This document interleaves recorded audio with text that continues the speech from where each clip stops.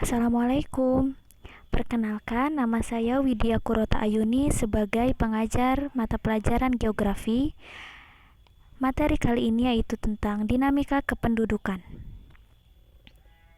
yang akan membahas faktor dinamika kependudukan, kualitas penduduk, kemudian indeks pembangunan manusia, serta permasalahan kependudukan di Indonesia.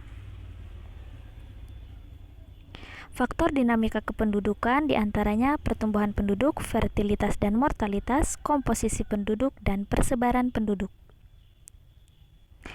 Pertumbuhan penduduk.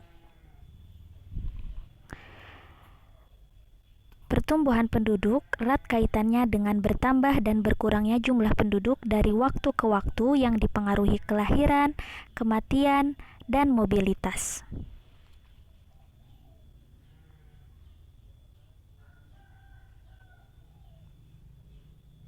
Dan yang kedua yaitu fertilitas dan mortalitas. Fertilitas merupakan gambaran mengenai jumlah kelahiran hidup dalam suatu wilayah pada periode tertentu. Sedangkan mortalitas yaitu gambaran mengenai jumlah kematian dalam suatu wilayah pada periode tertentu.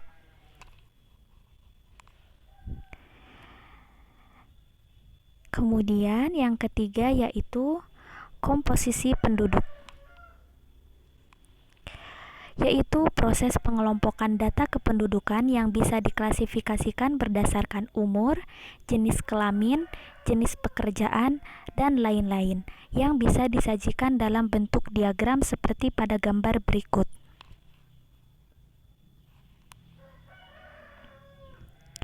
Dan yang keempat yaitu mengenai persebaran penduduk.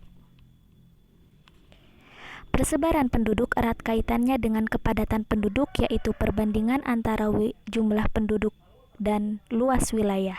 Contoh, dalam satu wilayah dengan luas 1 hektar, berapakah jumlah penduduk yang berada di sana? Kemudian pembahasan yang kedua yaitu mengenai kualitas penduduk. Kualitas penduduk bisa didasarkan menurut tingkat pendidikan dan kesehatan.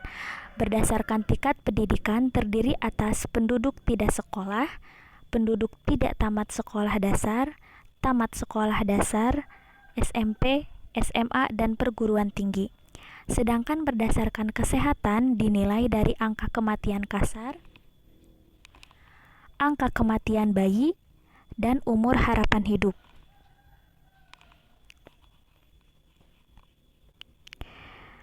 Kemudian indeks pembangunan manusia.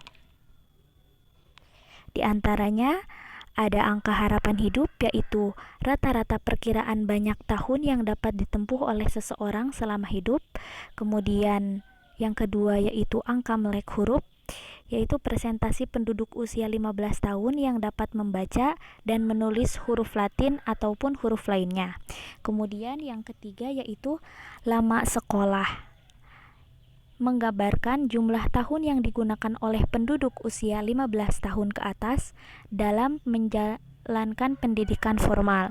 Dan yang terakhir yaitu pengeluaran real per kapita, yang mengukur standar hidup layak menggunakan PDB atau produk domestik bruto.